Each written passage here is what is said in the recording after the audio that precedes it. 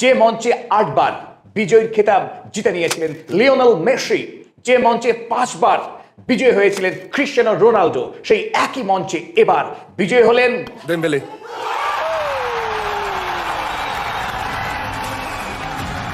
Osman দেমবেলে। France football magazine আয়োজিত football বিশ্বের সবচাইতে গৌরবজনক পুরস্কার ব্যালন ডি'অর জিতে নিলেন। তিনি হলেন ফ্রান্সের জাতীয় দলের এবং পিএসজি ক্লাবের সেন্ট্রাল ফরওয়ার্ড ফুটবলার। প্যারিসের আলো ঝলমলে 22শে সেপ্টেম্বর রাতে এলো সোনার হাসি, সোনার বল হাতে, গোল্ডেন স্মাইল উইথ ওসমান দেমবেলে। এই হাসির পিছনে অনেক অশ্রু, অনেক ত্যাগ, অনেক দুঃখের গল্প লুকিয়ে আছে। এক মহাদেশের স্বপ্ন উকি মারছে ওসমানের চোখে, যার জন্ম হয়েছিল ফ্রান্সের ভেরনো শহরের এক আফ্রিকান উদ্বাস্তু পরিবারে। সেই আফ্রিকার উদ্বাস্তু পরিবার থেকে প্যারিসের ব্যালন ডি'অর মঞ্চ, এই যাত্রা অমসৃণ এবং সাপদ সংকুল ছিল তার জন্য। কিভাবে সম্ভব হলো এই রূপকথার উড়ান, আমরা দেখব আজকের এই ভিডিওতে। সারা পৃথিবীর ফুটবল প্রেমীদের কাছে ওসমান দেমবেলে এক অনন্য প্রত্যাবর্তনের গল্প, আনপ্রেসিডেন্টেড ফিনোমেনাল কামব্যাক। তিনি সম্ভব করেছেন পুনর্জন্মের কাহিনীকে। Ils ont toujours été là pour moi. Ils m'ont soutenu dans les moments difficiles. Ballon d'Or হাতে ওসমান দেমবেলে নিজের আবেগকে ধরে রাখতে পারলেন না, কান্নায় ভেঙে পড়লেন, কাঁদলেন তার মা ফাতিমাতা। এক আবেগঘন মুহূর্ত। ওসমান দেমবেলের যে জীবন, সেই জীবন স্বপ্নকেও হার মানায়। এক মহাদেশের স্বপ্ন বুকে নিয়ে যাত্রা শুরু করেছিল ফ্রান্সের এক ছোট্ট ভেরনোয় শহরে, আফ্রিকান উদ্বাস্তু পরিবারে।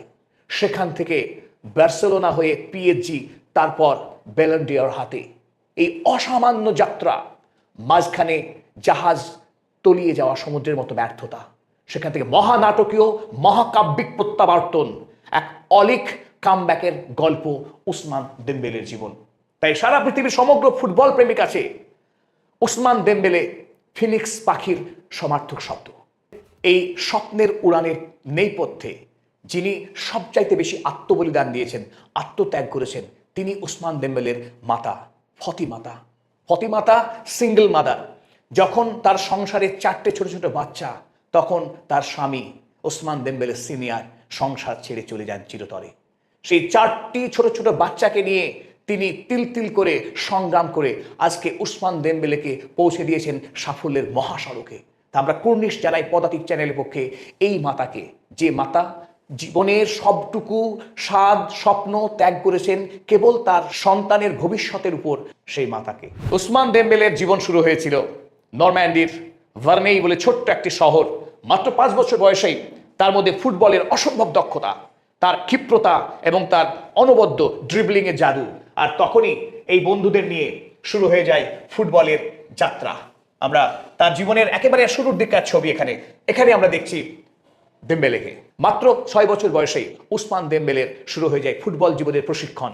শহরে যারা ফুটবল প্রেমী তাদের নজরে পড়ে যান এবং তার প্রশিক্ষণ একটু একটু করে এগোতে থাকে, শত অভাব শত দারিদ্র্যের মধ্যেও। বয়স যখন 13, তখনই মা ফতিমার কাছে খবর আসে ভার্নেই থেকে 250 কিলোমিটার দূরে রেইনে ফুটবল ক্লাব, যে ক্লাবে এই বালকদেরকে প্রশিক্ষণ দিয়ে বিশ্বমানের ফুটবল গড়ে তোলা হয়।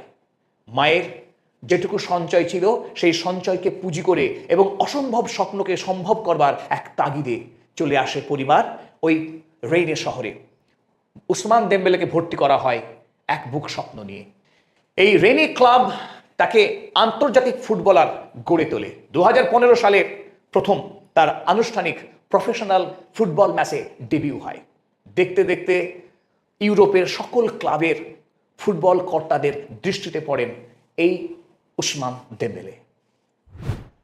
রেইনেতে বেশি দিন থাকা হয়নি তার। 2016 সালে জার্মানির নামকরা ফুটবল ক্লাব বোরেশিয়া ডর্টমুন্ড তাকে 35.5 মিলিয়ন ইউরোতে কিনে নেয়। তার প্রফেশনাল ফুটবলারের জীবনটা দারুণভাবে এগোতে থাকে। 2016 সালে বোরেশিয়া ডর্টমুন্ড ক্লাবে তারার মতো জ্বলে ওঠে ওসমান দেমবেলে। তার প্রতিভার অসম্ভব বিস্ফোরণ হয়। তিনি একেবারে ধূমকেতুর মতো চমকে দেন সারা পৃথিবীকে। এবং চারিদিকে ওসমান দেমবেলের প্রশংসা, খ্যাতি এবং সব ক্লাব কর্তারা তখন একবারে পাখির চোখ করে কিনতে চায় ওসমান দেমবেলেকে। ইতিমধ্যেই ঘটে যায় সেই ঘটনা। নেইমার জুনিয়র তিনি বার্সেলোনা ক্লাব থেকে চলে যান প্যারিসের পিএসজি ক্লাবে, একেবারে রেকর্ড মূল্যে 210 মিলিয়ন ইউরোতে তিনি সাইন করেন পিএসজি ক্লাবে। ফলে বার্সেলোনা ক্লাব খুঁজছিল তার একজন প্রতিবর্ত যিনি যোগ্য হবেন এবং বার্সেলোনা ক্লাবের যে গৌরব সেই গৌরবকে অক্ষত রাখতে।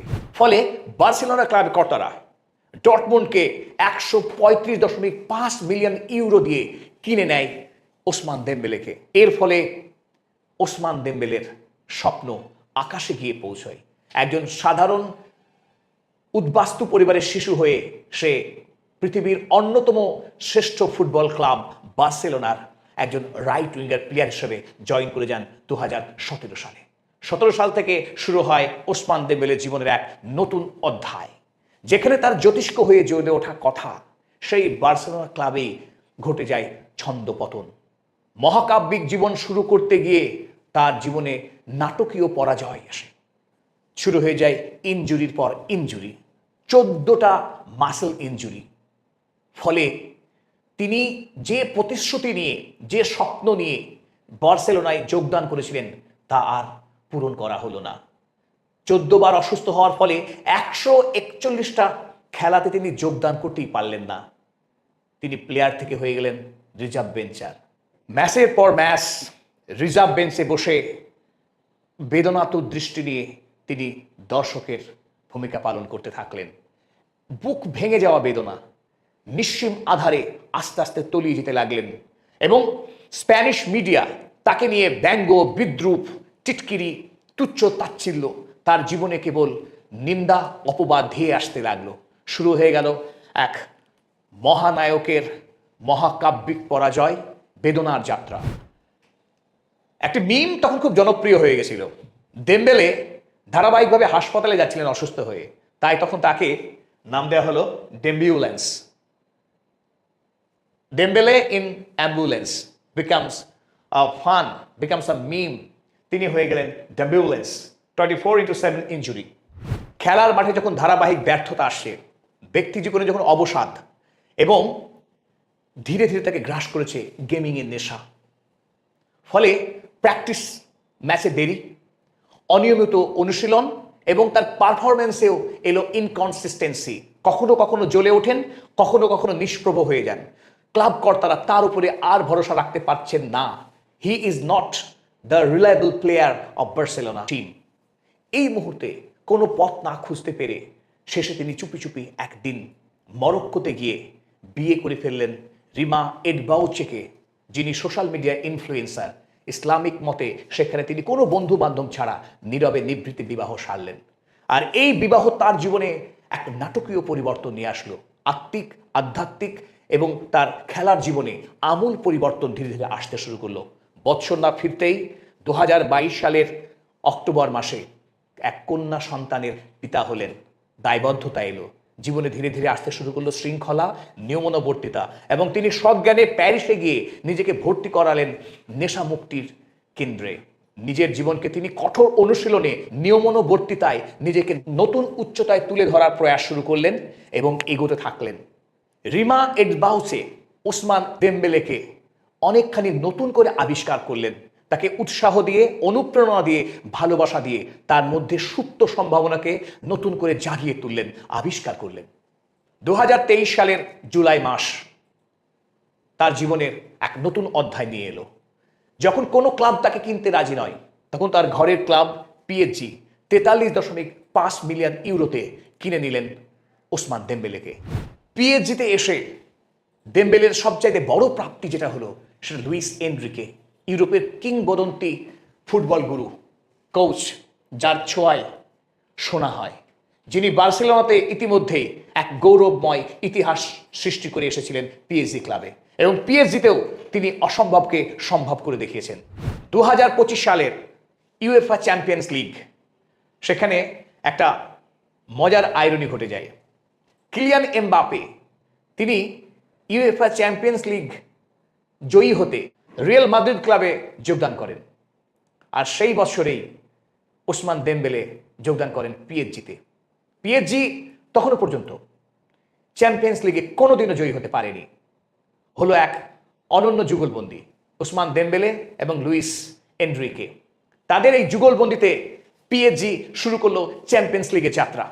কয়েকটি খেলা চলতেই এনরিকের চোখে পড়ল দেমবেলের জন্মই হয়েছে সেন্ট্রাল ফরওয়ার্ডে খেলার জন্যে, সে রাইট উইঙ্গার নয়। বদলে গেল অবস্থান, বদলে গেল খেলার ইতিহাস। এখনো পর্যন্ত মাত্র 5টি গোল করতে পেরেছিলেন যে ওসমান দেমবেলে, সেই দেমবেলে পরপর 30টা গোল করলেন এবং 16টা গোলকে তিনি হতে সাহায্য করলেন। 52টা ফুটবল ম্যাচে অংশগ্রহণ করে 35টা গোল দিলেন এবং 16টা গোল হতে সহায়তা করলেন। এই অনন্য নজিরে ফাইনালে ইন্টার মিলানকে 5-0 গোলে উড়িয়ে দিয়ে পিএসজি সর্বপ্রথম ইউএফা চ্যাম্পিয়ন্স লিগ জয়ী হলো। তৈরি হলো এক অনন্য নজির।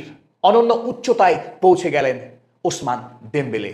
বার্সেলোনার ব্যর্থতা থেকে পিএসজির সাফল্যের চূড়ায় পৌঁছে গেলেন ঠিক 1 বছরের ব্যবধানে।